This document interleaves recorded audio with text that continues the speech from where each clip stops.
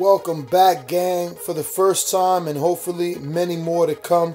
Don't forget to subscribe to the YouTube channel and click on the notifications right here, this little bell, so you can get those emails every time we go live. Peace. What's up, TBV fam? Is Matt Hunter here with the Champ Bomb Squad, Deontay Wilder. Day 2 of camp life, because we're here all week doing an exclusive deal with you for Bermane Stiverne, your rematch. First off, Deontay, tell me about those socks. Oh, these are my Tupac socks, you know what I'm saying? You know, I got Tupac up in there with the thug life, you know what I'm saying? He even got the tattoos and the necklace and everything, so, you know, just feeling like Tupac today, you know what I'm saying? As somebody from LA, I can definitely love and respect that. I can definitely dig that. But yesterday, you hit on a couple topics that I think you are specifically geared to delve more into, which is what's happening in America right now. Race relations, police brutality, what is happening in the NFL and sports right now is obviously a big deal with Donald Trump, the kneeling, the catalyst that is Colin Kaepernick. You are one that has already marched. You've marched, I believe it was in Chicago.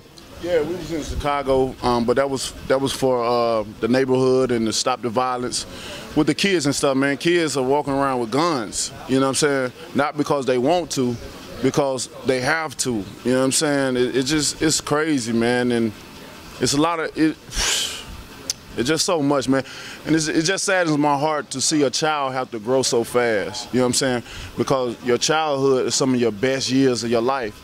Let's face it, you don't have to do nothing but listen, really go to school, listen, eat, sleep, and shit. That's all you do. You know what I mean?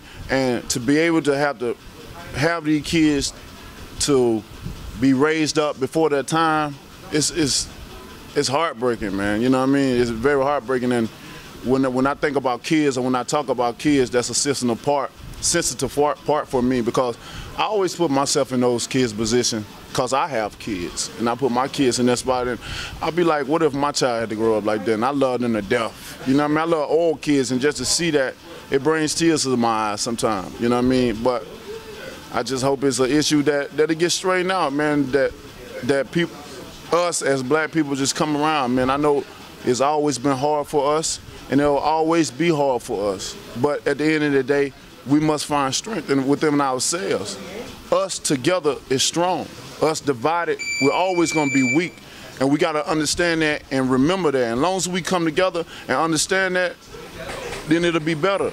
As long as we continue to do these things, you know, whether it's out of anger or whether it's out of somebody disrespecting you and stuff like that, man, it's always other ways around. If you want to fight so much and shoot so much, that right there teach you a valuable lesson inside the ring, you know. So I'm just praying for my people, man. I love my people to death. You know what I mean? We got, man,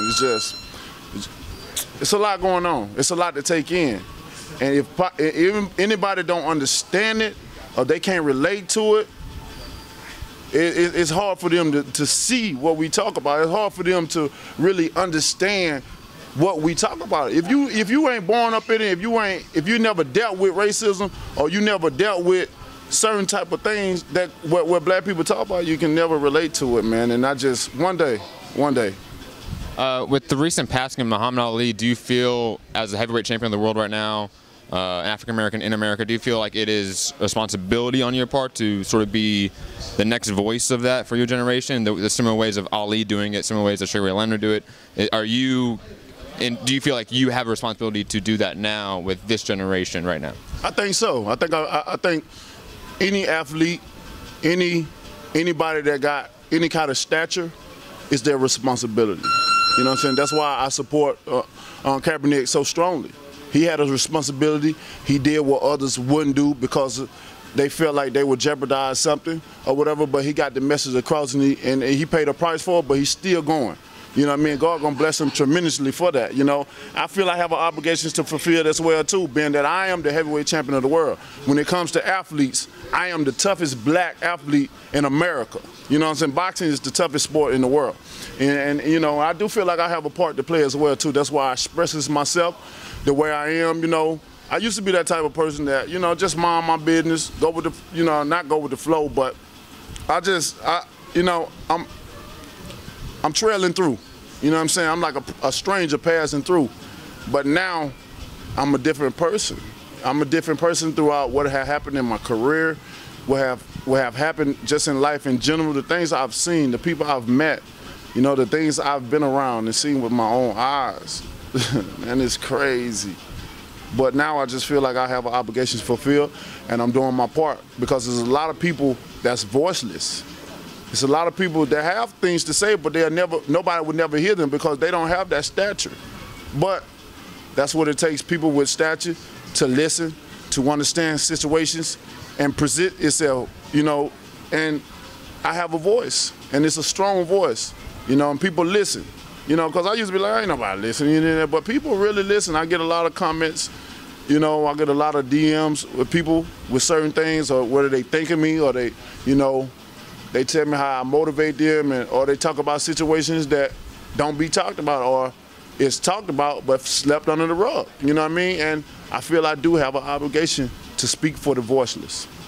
Do you feel like fellow Black and African American athletes should support Colin Kaepernick by maybe kneeling during the national anthems that we have in our own sporting events? Do you think that's something that we in our sport should start maybe supporting, because it is such a issue that crosses every sport, crosses every, you know, race? It's an issue that is in this nation. Do you feel like others like Keith Thurman, Earl Spence, Adrian Broner, others should start doing this as well, start maybe kneeling during the anthem or other forms of protest?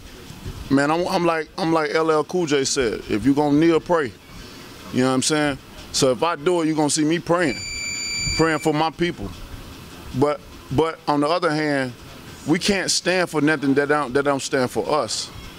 You know, and when we see this discussion has been big, you know, and some people are understanding, and some people are getting it, and some people are not getting it. You know, they're not standing because the flag don't represent Black people. Let's face it, it don't. So why would you stand for something that don't represent you? Nobody would stand for anything that don't represent them. If people know the flag, the national anthem was created by a slave owner. You know what I'm saying? And there's a verse that's not even in it, that we sing. Yeah, and there's another third verse that talk about slaves and all that and stuff. Why would we stand for something that brought death to our people? Why? Tell me why. Things that we've been treated wrong for so many times, for so long. Places where we can't even go in because of the color of our skin, and not being judged by the character of our content. And it's tiresome. It's tiresome talking about it all the time, man.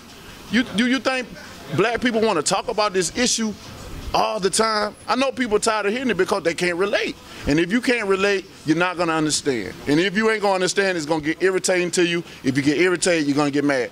But you gotta take yourself out of your good life, out of your good privilege that people have had, and you gotta put yourself in the shoes of Black people and say, you know what, they right. They ain't complaining about nothing. All Black people ain't evil. Certain situations have made them this grief, this hunger, the mistreatment that Black people's been getting all over. It's hard being a Black man. It's hard. No, it's hard being a Black man. People will never understand that, man. But you know, just hope only thing we can do is just continue to pray that things will get better, just like slavery.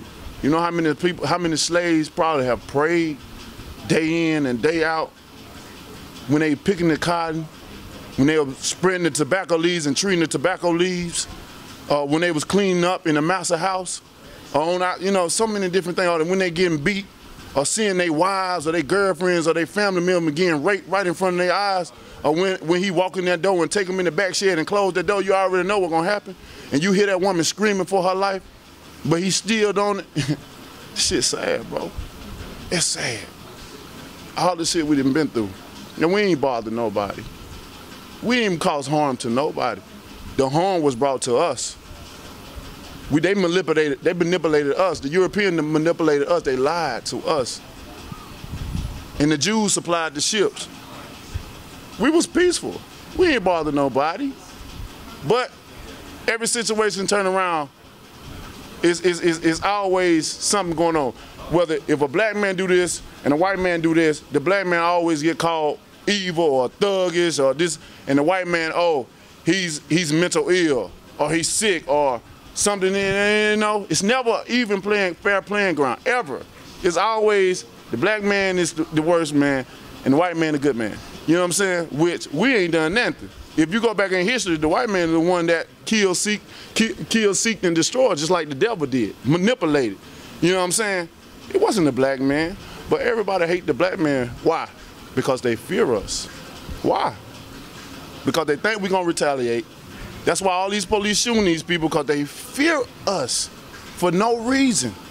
For no reason. All we want is justice and equal liberty. That's all we looking for. A fair shake at life. How hard is that? How hard is it? If we supposed to be so what of Americans, and this is supposed to be a great country, why can't we have forgiving hearts? See, the thing about black people, we forgive too much. We forgive too much. And every time we forgive, we get shitted on. Every time. But nobody don't want to hear that, though.